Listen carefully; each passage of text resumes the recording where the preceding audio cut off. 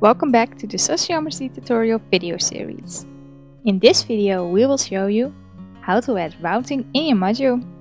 Routing is the ability to change the questions the participants get based on the responses that they give.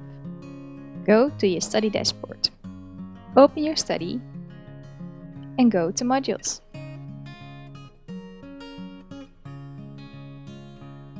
Open your module and go to Content items on the right. To be able to add routing, you should at least have 3 items. Create all the questions you want to ask. I have already made more than 3 items. Click on the item, click on Routing, and Enable Routing. This will open a preview screen. Routing follows if.then logic, so you will have to fill in the answer and to which questions they will be routed to. Say someone doesn't want to answer any more questions.